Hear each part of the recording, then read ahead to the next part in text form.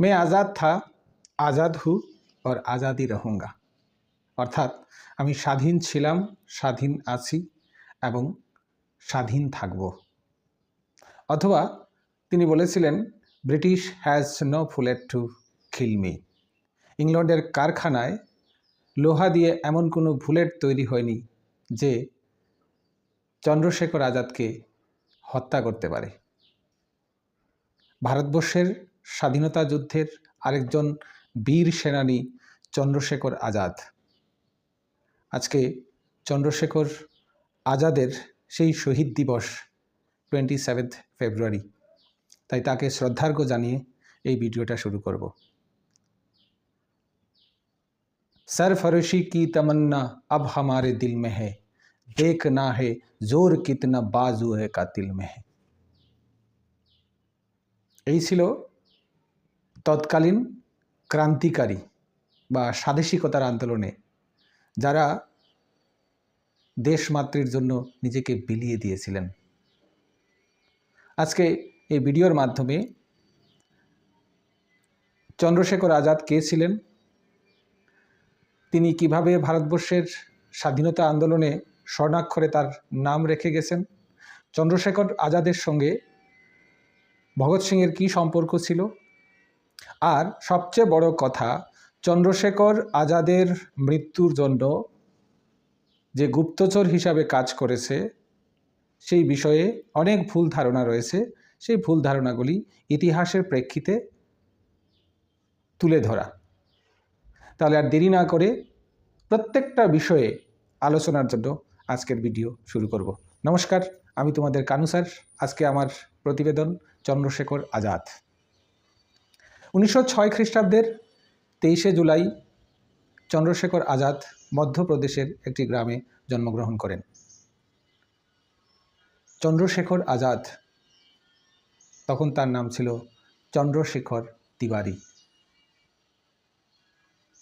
আমরা চন্দ্রশেখর আজাদ সম্পর্কে যখন আলোচনা করব তখন তৎকালীন ভারতবর্ষে বিপ্লববাদী আন্দোলনের কথা উঠে আসবে, সঙ্গে গান্ধীজির কথা উঠে আসবে। ওই সময় ভগৎ সিংয়ের ফাঁসি, অ্যাসেম্বলি বম ব্লাস্ট, এই সমস্ত কথা উঠে আসবে। জওহরলাল নেহরুর সঙ্গে চন্দ্রশেখর আজাদের সাক্ষাৎকার উঠে আসবে। মতিলাল নেহরুর সঙ্গে চন্দ্রশেখর আজাদের সাক্ষাৎকার উঠে আসবে। চন্দ্রশেখর আজাদ কিভাবে শহীদ হলেন। চন্দ্রশেখর পিতা ছিলেন সীতারাম তিওয়ারি। উন্নাওয়ে, উত্তরপ্রদেশের উন্নাওয়ে একজন সাধারণ পুলিশ হিসাবে তিনি কাজ করতেন। আর তার সঙ্গে তার ছেলে চন্দ্রশেখরও সেখানে বড় হতে লাগলেন। চন্দ্রশেখর আজাদ সম্পর্কে ব্যাখ্যা করতে গেলে সবচেয়ে বেশি গুরুত্বপূর্ণ যে বিষয়টা, সেটা হচ্ছে বায়োগ্রাফি।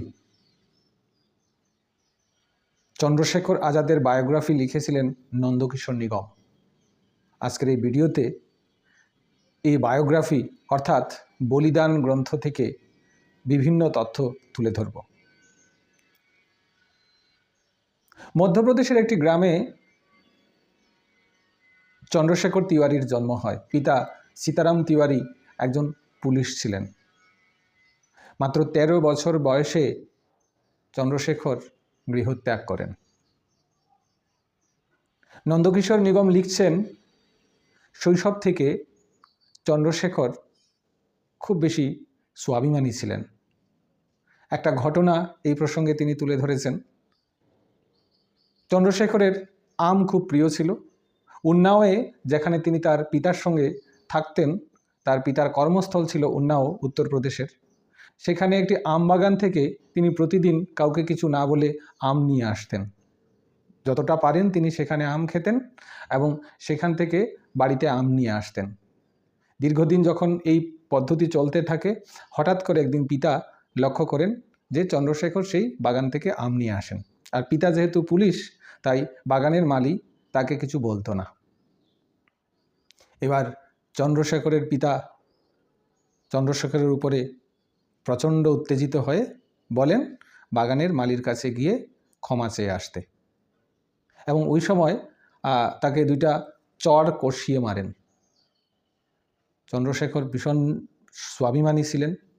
তিনি বললেন যে আমি গিয়ে ক্ষমা চাইব না। আপনি যেহেতু আমাকে শারীরিকভাবে প্রহার করেছেন, অতএব আপনি আগে আমাকে স্নেহ বলে জড়িয়ে না ধরলে আমি আমবাগানের মালির কাছে ক্ষমা চাইব না। এরপর পিতা ঘরে চলে যান। চন্দ্রশেখর সেখানে আমবাগানে প্রায় 3 ঘন্টা দাঁড়িয়েছিলেন, অপেক্ষা করছিলেন পিতা তাকে স্নেহ করবেন, তারপর তিনি ক্ষমা চাইবেন এবং তারপর ঘরে চলে যাবেন। পিতা আসলেনই না। তারপর ঠিক আমবাগানের পার্শ্ববর্তী তার ভাইয়ের বাড়ি ছিল, সেখানে তিনি গিয়ে ওই রাতটা অপেক্ষা করেন, কিন্তু পিতা তখনও তাকে নিতে আসেননি। অগত্যা তিনি সেখান থেকে আর ঘরে না ফিরে বাড়ি থেকে বেরিয়ে যান। এই যে বেরিয়ে যান, চন্দ্রশেখর আর বাড়ি ফিরেননি। এখন কথা হচ্ছে, তার বাড়ির থেকে রেল স্টেশনের দূরত্ব ছিল প্রায় 40 মাইল, প্রায় 60 কিলোমিটারের উপরে। পায়ে হেঁটে সেই রেলওয়ে স্টেশনে তিনি চলে যান এবং প্রচণ্ড ক্লান্ত, প্রচণ্ড তেষ্টা পেয়েছে, ট্রেনে উঠেই তিনি ঘুমিয়ে পড়েন। দীর্ঘ পথ চলে যায়, তার শরীরে কোনো চেতনাই থাকে না। চোখ যখন খুলে তখন তিনি দেখেন তিনি বড় একটা শহরে আছেন, চতুর্দিকে উঁচু দালান, যেটা তিনি কখনো ভাবতে পারেননি। একজনকে জিজ্ঞেস করলেন যে আমি কোথায় এসেছি বা ট্রেনটা কোথায় এসেছে। একজন যাত্রী বলল যে এটা বোম্বে। যাই হোক, এইখান থেকে চন্দ্রশেখর কিছুদিন তার জীবনযাপন খুব কষ্টে চালান। উল্লেখ্য যে তিনি ট্রেন থেকে নামার পর এমনিতেই তিনি খুব বেশি ক্ষুধার্ত ছিলেন। একটা হোটেলে যান, হোটেলে গিয়ে পকেটে পয়সা নেই, কি খাবেন? হোটেল মালিককে বলেন যে আপনি আমাকে একটু খাবার দেবেন, আমি আপনার এখানে কাজ করে দেব। হোটেলের মালিক হাসি দিয়ে বলল, তোমার এখনও দুধের দাঁত যায়নি, তুমি আমার কি কাজ করবে? হয়তো ওই সময় হোটেলের মালিক একটু দয়া হলো এবং চন্দ্রশেখরকে খাবার দিল। যথারীতি চন্দ্রশেখর খাওয়ার পর তার থাল বাসন ধোয়ার কাজ শুরু করলেন। এই করে তিনি প্রতিদিন থাল বাসন ধুইতেন এবং দুবেলা পেট ভরে খেতেন। থাল বাসন ধুইতেন, দুবেলা পেট ভরে খেতেন। আর অবসর সময়ে তিনি কি করতেন? বিভিন্ন জায়গাতে গিয়ে শ্রমিকের কাজ করতেন। ইট বহনের কাজ, মিস্ত্রির সঙ্গে যুগালির কাজ বা বালুর কাজ, যেটা আজকালকার লেবাররা করে। এবং তিনি এখান থেকে 2 আনা করে পেতেন। আর এই 2 আনা করে যখন পেতেন, তখন চন্দ্রশেখর আজাদের খুব বেশি ইচ্ছা ছিল সিনেমা দেখার। তিনি ওইখান থেকে মধ্যে মধ্যে গিয়ে সিনেমা দেখতেন এবং 2-একটা জামা কিনতেন, আর পাশাপাশি কিছু বই কিনে তিনি পড়াশোনা করতেন। এরপর দীর্ঘদিন চলে যায়, কিছু টাকা পয়সা জোগাড় করে তিনি চলে যান কাশী বিদ্যাপীঠে, বেনারসের কাশী বিদ্যাপীঠ, যেখানে বেনারস হিন্দু কলেজ হয়েছে, কাশী বিদ্যাপীঠে। এই কাশী বিদ্যাপীঠ হচ্ছে বিপ্লবীদের আস্তানা। এখানে অনেক বিপ্লবীরা লেখাপড়া করেছেন। এখানে মোটামুটি কিছু লেখাপড়া করেন। বেনারসে থাকার সময় তার পরিচিতিটা অন্যভাবে উঠে আসে। মোটামুটি প্রথম বিশ্বযুদ্ধ শুরু হয়ে গেছে 1917-18। ওই সময়ে বেনারসে যখন তিনি ছিলেন, মোটামুটি এখানে একটা ছাত্রাবাসের নিজের জায়গা করে নিয়েছিলেন। ওই সময় বেনারসের বাজারগুলিতে কিছু আজকের দিনের সিনেমার মতো যেটা দেখা যায় যে কিছু গুন্ডারা এসে মেয়েদের ছেড়খানি করত, তারপরে তুলাবাজি করত। একদিন এই ঠিক এরকম একটা ঘটনা ঘটছিল। কিছু মহিলারা ব্রিটিশ বিরোধী আন্দোলনে এগিয়ে যাচ্ছিল, আরেকজন মহিলা বাজার করছিলেন। ওই সময় কিছু গুন্ডা এসে ওদেরকে বাধাদান করছিল, ওদের কাপড় ধরে টানছিল। এই সময় এমন হয়েছে, চন্দ্রশেখর আজাদ এক মাফিয়া টাইপের গুন্ডাকে ধরে একদম জড়িয়ে ধরে তাকে আলিঙ্গন করতে গিয়ে এমনভাবে মাটিতে ফেলেছেন, এতে করে বাকি যারা ছিল সবাই পালিয়ে গেছে। এইখান থেকে তার আস্তে আস্তে আস্তে আস্তে সুনাম শুরু হয় এবং দেখা যায় ছোটোখাটো যতগুলি অন্যায় তার সামনে ঘটেছে তিনি সবগুলির প্রতিবাদ করেছেন। এই অন্যায়ের প্রতিবাদ করতে করতে তার মোটামুটি একটা পরিচিতি ওইখানে গড়ে ওঠে। 1919 খ্রিস্টাব্দে রাওলাট আইন, এই সময় জালিয়ানওয়ালাবাগ হত্যাকাণ্ড, এবং 1920 খ্রিস্টাব্দের সেই ঐতিহাসিক দিন যখন গান্ধীজি অসহযোগ আন্দোলনের ডাক দেন। এই অসহযোগ আন্দোলনে চন্দ্রশেখরও যোগ দিয়েছিলেন এবং চন্দ্রশেখর যখন অসহযোগ আন্দোলনে যোগ দেন তখন তার বৈপ্লবিক ক্রিয়াকলাপে তাকে গ্রেপ্তার করা হয়। গ্রেপ্তার করার পর তাকে যখন জেলে নিয়ে যাওয়া হয় তখন জেল থেকে কোর্টে নিয়ে যাওয়ার পর সেখানে তার বয়স কম দেখে তাকে মোটামুটি 15টা লাঠির মানে বেত্রাঘাত, এটা বেত্রাঘাত তো বেত্রাঘাত নয়, একটা জালি বেত দিয়ে সেটা জলের মধ্যে ভিজিয়ে রেখে তারপর সেই জেলার যিনি লাঠিচার্জ করার জন্য বিখ্যাত ছিলেন তাকে সেই দায়িত্ব দেওয়া হয়। এবং যখনই তাকে লাঠি দিয়ে মারা হচ্ছিল তখন তিনি স্লোগান দিচ্ছিলেন, বন্দে মাতরম, জয় হিন্দ, ভারত মাতা কি জয়, গান্ধীজি কি জয়। সেই গুন্ডা সিং যিনি লাঠিচার্জ করেছিলেন তার এই সাহসিকতা দেখে অবাক হয়ে যান। তখন তাকে প্রশ্ন করেন, তোমারা নাম क्या है? তখন চন্দ্রশেখর বলেন, मेरा नाम आज़ाद। बोला, तुम्हारा घर कहाँ है? बोला, मेरा घर जेल है। तुम्हारे पिताजी का नाम क्या है? बोला, मेरा पिताजी का नाम स्वतंत्रता है। মানে ভাবা যায় তিনি নিজের নাম বলছেন আজাদ, পিতার নাম বলছেন স্বাধীনতা এবং নিজের ঘর বলছেন জেল। অর্থাৎ এই বয়সে ভারত মাকে মুক্ত করার যে উদ্দীপনা, যে পাগলপন, সেটা হয়তো চন্দ্রশেখর আজাদের মতো বিপ্লবীদেরই থাকে। যাই হোক, ঢাকায় যখন অনুশীলন সমিতি গড়ে ওঠে তখন থেকে বাংলায় বিপ্লবী আন্দোলন শুরু হয়, মহারাষ্ট্রের বিপ্লবী আন্দোলন শুরু হয় এবং পাঞ্জাবের বিপ্লবী আন্দোলন শুরু হয়। তারই প্রভাবে সারা ভারতবর্ষব্যাপী বিপ্লবী আন্দোলন শুরু হয়েছিল। জাতীয় কংগ্রেসের 1885 থেকে 1905 খ্রিস্টাব্দ পর্যন্ত তেমন একটা প্রভাব ছিল না, কেননা সেখানে ব্রিটিশদেরই প্রভাব সবচেয়ে বেশি ছিল এবং জাতীয় কংগ্রেসের ওই সময় যথেষ্ট মর্যাদা ছিল। যারা জাতীয় কংগ্রেসের হয়ে জেলে যেতেন তাদের সঙ্গে যে আচরণ করা হতো, বিপ্লবীদের সঙ্গে সেই আচরণ করা হতো না। মূলত হচ্ছে যে বিপ্লবী আন্দোলন, ওই সময়ে যে বিপ্লবী আন্দোলন ব্রিটিশদের বিরুদ্ধে চলছিল, এগুলিকে জাতীয় কংগ্রেস যেমন এমন একটা পছন্দ করতো না, আর ব্রিটিশরা তো অবশ্যই পছন্দ করতো না, কারণ ব্রিটিশরা এটাকে টেরোরিস্ট অ্যাক্টিভিটি, সন্ত্রাসবাদী কার্যকলাপ হিসাবে অভিহিত করেছে। যাই হোক, রমাপ্রসাদ বিসমিল, আশফাকুল্লাহ খান প্রমুখদের সঙ্গে তার পরিচয় হয় এবং তখন তাদের হয়ে তিনি বিপ্লবী কার্যকলাপে যোগদান করেন এবং হিন্দুস্তান রিপাবলিকান আর্মিতে তিনি যোগদান করেন। পরবর্তী সময়ে এর নামকরণ করা হয় হিন্দুস্তান রিপাবলিকান সোশ্যালিস্ট অ্যাসোসিয়েশন, আর এই অ্যাসোসিয়েশনের কর্ণধার হয়ে ওঠেন আজাদ। আর এই অ্যাসোসিয়েশনের বিপ্লবী যারা তাকে সম্মান করত, প্রত্যেকে সম্মান করে তাকে বলতো পণ্ডিতজি। এবার বিপ্লবী কাণ্ডকীর্তির জন্য যেটা সবচেয়ে বেশি প্রয়োজন সেটা হচ্ছে বন্দুক, গোলাবারুদ এবং খাওয়ার জন্য প্রাণ ধারণ করতে হবে, তাহলে তার জন্য প্রয়োজন টাকার।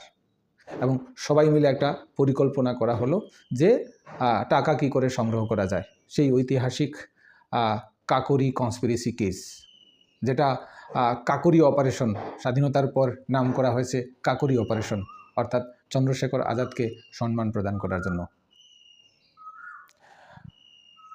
রামপ্রসাদ বিসমিল, আশফাকুল্লাহ খান, রাজেন্দ্র লাহিড়ী, সাবিত্রী বক্সী, শচীন্দ্র বক্সী, কেশব চক্রবর্তী, মন্মথনাথ গুপ্তা, মুরারজি লাল গুপ্তা, বনওয়ারি লাল, প্রত্যেকেই একটা মিটিংয়ের মাধ্যমে সিদ্ধান্ত হয় লখনৌ থেকে শাহজাহানপুরে হয়ে যখন দিল্লিতে ব্রিটিশদের খাজানা ট্রেনে করে নিয়ে যাওয়া হবে, সেই কাকোরি স্টেশনের পাশে তাকে লুণ্ঠন করা হবে। এবং বিপ্লবীদের প্রথম থেকে একটা নীল নকশা ছিল, তারা ট্রেনে ঢুকবে, যাত্রীদের বলবে যে আমরা দেশের কোনো সন্ত্রাসী সংগঠন থেকে আমরা আসিনি, আমরা বিপ্লবী, আমরা দেশ মাকে স্বাধীন করার জন্য সচেষ্ট, আত্মবলিদান করতে আমরা এই সমস্ত কার্যকলাপ করে যাচ্ছি। যাই হোক, তাদের উদ্দেশ্য মোটামুটি সফল হয় এবং তারা সেখান থেকে লুণ্ঠন করে নিয়ে আসে। অনুমান ছিল প্রায় 30,000 টাকা সেখান থেকে উদ্ধার করা হবে, কিন্তু দেখা গেল যে সেই 30,000 টাকা নয়, মাত্র 7,500 টাকা ওদের হাতে লেগেছিল। যাই হোক, এরপর কয়েকজন কোম্পানির হাতে ধরা পড়ে, কয়েকজনকে ফাঁসি দেওয়া হয়, কয়েকজনকে জেলে নেওয়া হয়। তারপর ব্রিটিশ পুলিশ ঘোষণা করে যে চন্দ্রশেখর আজাদকে ধরে দিলে 2,000 টাকা ইনাম দেওয়া হবে। সেখান থেকে চন্দ্রশেখর আজাদ ঝাঁসিতে চলে যান এবং সেখানে গিয়ে তিনি সাধুর বেশে রামায়ণ পড়াতেন, মহাভারত পড়াতেন। 1927 খ্রিস্টাব্দে তিনি কানপুরে ফিরে যান। ওই সময় কানপুরে একটা সারা ভারতবর্ষব্যাপী সাইমন কমিশন বিরোধী আন্দোলন চলছিল। এই সময় অত্যাচারী পুলিশ অফিসার সন্ডার্সকে হত্যা করতে সফল হন চন্দ্রশেখর আজাদ। কিন্তু তারই পাশাপাশি ব্রিটিশ সরকার এই সময় পাবলিক সেফটি বিল এবং ট্রেড ডিসপিউট বিল পাশ করে। এই বিল পাশ ছিল তৎকালীন সময়ে রিভলিউশনারি অ্যাক্টিভিটিসের একটা অগ্নিস্ফুলিঙ্গের মতো কাজ করেছিল। 1929 খ্রিস্টাব্দে এই বিল পাশ হওয়ার পর ভগৎ সিং, সুখদেব, বটুকেশ্বর এরা প্রত্যেকেই চন্দ্রশেখর আজাদের সঙ্গে পরিকল্পনা করে অ্যাসেম্বলিতে বোম ব্লাস্ট করার পরিকল্পনা নেন। হিন্দুস্তান সোশ্যালিস্ট রিপাবলিকান অ্যাসোসিয়েশন বিভিন্ন ধরনের বোমা তৈরি করত এবং সেই বোমাগুলি সঠিক জায়গাতে ব্রিটিশদের প্রতিরোধ করার জন্য সেই বোমাগুলি নিক্ষেপ করত। প্রথমে ঠিক হয় অ্যাসেম্বলি হলে বোম ব্লাস্ট করবেন আজাদ, কিন্তু ভগৎ সিং বা অন্যান্যরা তখন রাজি হননি, কেননা আজাদ ছিলেন এই হিন্দুস্তান রিপাবলিকান অ্যাসোসিয়েশনের কর্ণধার। তাই ঠিক হয় বটুকেশ্বর এবং ভগৎ সিং সেই বোম ব্লাস্ট করবেন। যাই হোক, এই বোম ব্লাস্ট করা হয়, ভগৎ সিং ধরা পড়েন এবং ভগৎ সিং ধরা পড়ার পর বারবার চন্দ্রশেখর আজাদ তাকে মুক্ত করার পরিকল্পনা করেন। যাই হোক, ওই মুক্ত করার পরিকল্পনাগুলিও ভেস্তে যায়। এখানে উল্লেখ করব যে বটুকেশ্বর এবং ভগৎ সিংয়ের ধরা পড়ার পর খুব গুরুত্বপূর্ণ সদস্য ছিলেন যশপাল, বীরভদ্র তিওয়ারি। এই বীরভদ্র তিওয়ারি, যিনি আলফ্রেড বাগানে চন্দ্রশেখর আজাদের উপস্থিতির কথা ব্রিটিশকে জানিয়েছিলেন, এই কথাটাও এই ভিডিওর শেষের দিকে বলবো। এবং কৈলাসপতি আর ভগবতীচরণ বোরা, এই চারজন ছিলেন ভগৎ সিংয়ের জেলে যাওয়ার পর প্রধান কার্যকর্তা বা কর্মকর্তা হিন্দুস্তান রিপাবলিকান অ্যাসোসিয়েশনের। সুখদেব, জয়গোপাল এই সময় ধরা পড়েন। এরপরে সুখদেব পুলিশের অত্যাচারে হিন্দুস্তান রিপাবলিকান অ্যাসোসিয়েশনের প্রত্যেকটা কর্মকাণ্ড বাধ্য হয়ে মুখ খুলেন এবং এতে হিন্দুস্তান রিপাবলিকান অ্যাসোসিয়েশনের অস্তিত্ব সংকটে পড়ে।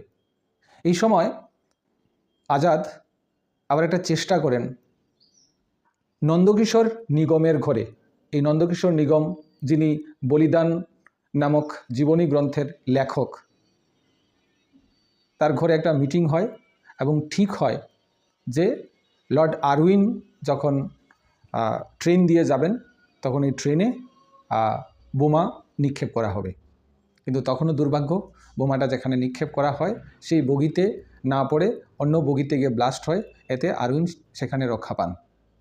তারপর এই সময় গান্ধীজি ইয়ং ইন্ডিয়া পত্রিকাতে একটা প্রতিক্রিয়া ব্যক্ত করেন, কাল্ট অফ দ্য বম্ব, অর্থাৎ ভারতবর্ষের স্বাধীনতা আন্দোলনে এই ধরনের পদক্ষেপকে, তিনি আততায়ীর পদক্ষেপকে, অহিংসার পদক্ষেপকে, সহিংস পদক্ষেপকে তিনি কখনো সমর্থন করেননি। হয়তোবা এই কারণে মহাত্মা গান্ধী ভগৎ সিংয়ের হয়ে কিছু বলেননি। আরউইনের সঙ্গে সাক্ষাৎকার করতে গিয়ে ভগৎ সিং সম্পর্কে তিনি বলেছিলেন, একটা অনুরোধ গান্ধীজি করেছিলেন যে ভগৎ সিংয়ের ফাঁসির শাস্তি কমিয়ে দিয়ে তাকে যাতে যাবজ্জীবন কারাদণ্ড দেওয়া হয়। কিন্তু হয়তো যাবজ্জীবন কারাদণ্ড এই জিনিসটা ভগৎ সিং মেনেও নিতেন না।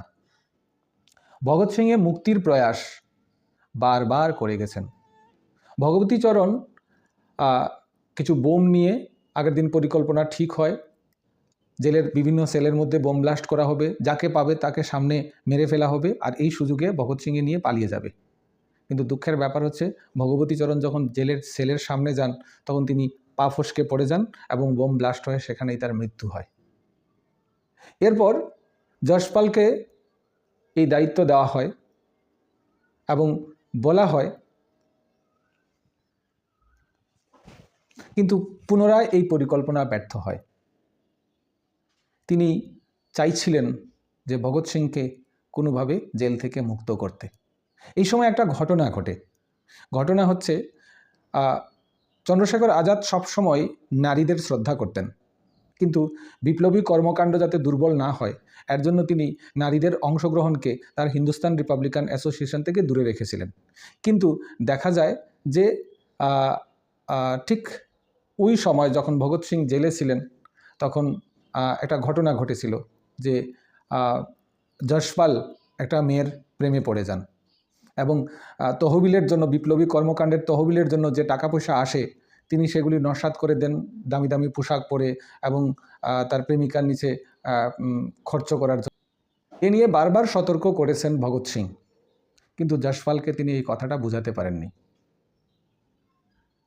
হিন্দুস্তান রিপাবলিকান অ্যাসোসিয়েশনের বিপ্লবীদের অনেক কঠোরতা পালন করতে হতো। তখন তিনি সিদ্ধান্ত নিয়েছিলেন যে যশপালকে হত্যা করবেন। তার জন্য বীরভদ্র তিওয়ারিকে দায়িত্ব দিয়েছিলেন, কিন্তু বীরভদ্র তিওয়ারি তা পালন না করে যশপালকে সেখান থেকে পালিয়ে যেতে বলেন এবং প্রত্যেকটা ঘটনা যশপালকে বলে দেন। বীরভদ্রের প্রতি তখন তিনি বিরক্ত হন, তখন থেকে তাদের মধ্যে ফাটল দেখাতে সম্পর্কে। আর কৈলাসপতিও এই সময় বিশ্বাসঘাতকতা করেন, কারণ যশপালের হয়ে চন্দ্রশেখর আজাদের বিরুদ্ধে গিয়েছিলেন। মোটামুটি এই সময় হিন্দুস্তান রিপাবলিকান অ্যাসোসিয়েশনের অবস্থা খুব খারাপ হয়ে যায়। তারপর আসলো সেই কালো দিন, যেখানে 27 ফেব্রুয়ারি আলফ্রেড পার্ক, এলাহাবাদ, যেখানে বীরভদ্র এবং সুখদেব তার সঙ্গে আলাপচারিতা করছিলেন এবং আজাদ ভাবছিলেন কিভাবে লাহোর যাওয়া যায় আর সেখান থেকে ভগৎ সিংকে কীভাবে মুক্ত করে আনা যায়। বীরভদ্র, সুখদেব, যশপাল যখন কথা বলছিলেন তখন সেখান থেকে হঠাৎ করে বীরভদ্র তিওয়ারি সেই সাক্ষাৎকার পর্ব শেষ করে পার্শ্ববর্তী পুলিশ স্টেশনে চলে যায়। সেখানে গিয়ে চন্দ্রশেখর আজাদের উপস্থিতি পুলিশকে জানালে পুলিশ গাড়ি পুলিশ বন্দুক নিয়ে চন্দ্রশেখর আজাদকে হত্যা করতে চলে আসে। তাদের মুখামুখি গুলির লড়াই চলে, দীর্ঘক্ষণ গুলির লড়াই চলে। অপ্রস্তুতভাবে ছিলেন বলে চন্দ্রশেখর আজাদের প্রথমে পায়ে গুলি লাগে। তারপর তিনি ওইখানে সুখদেবকে এবং যশপালকে বললেন চলে যেতে। ওরা দুই একটা ফায়ারিং করে ওরা চলে গেল। কিছুক্ষণ পুলিশের সঙ্গে লড়াই চলে। এতে অনেক পুলিশ অফিসার, ব্রিটিশ পুলিশকে তিনি হত্যা করতে সমর্থ হন। কেননা চন্দ্রশেখর আজাদের এই তুখুড় বিদ্যা ছিল ফায়ারিংয়ের ক্ষেত্রে, তার কখনো নিশানা কখনো অন্যদিকে যেত না। কিন্তু অগত্যা একগুচ্ছ পুলিশের সঙ্গে লড়াই করা এবং সেই পরিমাণ অস্ত্রশস্ত্র তার কাছে না থাকাতে শেষ পর্যন্ত তার একটা গুলি অবশিষ্ট ছিল।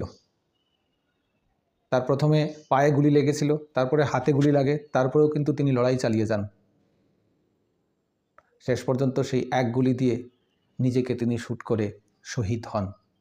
গুলি করার আগে মাটি হাতে নিয়ে ভারত মাকে প্রণাম করে বন্দে মাতরম, ভারত মাতা কি জয় বলে দেশমাতৃকে আবার শেষ শ্রদ্ধা জানিয়ে গেছেন। তিনি বলেছেন, আজাদ ছিলাম, আজাদ আছি, আর আজাদ থাকব। ব্রিটিশের কোনো গুলি তৈরি হয়নি যে আজাদকে মারবে। এই ছিল চন্দ্রশেখর আজাদের রূপকথার কাহিনীর মতো বীরত্বের কাহিনী। স্বাধীন ভারতে অনেক বিপ্লবী এমন রয়েছেন যারা রক্ত ঝরিয়েছেন দেশমাকে শৃঙ্খলমুক্ত করতে পরাধীনতার, কিন্তু সেই পরিমাণ সম্মান হয়তো আমরা ওনাদের দিতে পারিনি। এমন বিপ্লবীদের সশ্রদ্ধ প্রণাম। ধন্য এই দেশ যেখানে আমি জন্মগ্রহণ করেছি, যেখানে চন্দ্রশেখর আজাদের মতো বীর সন্তানরা জন্মগ্রহণ করেছেন। ভিডিওটা যদি ভালো লাগে লাইক করবেন, শেয়ার করবেন আর সাবস্ক্রাইব করে পাশে থাকবেন। নমস্কার।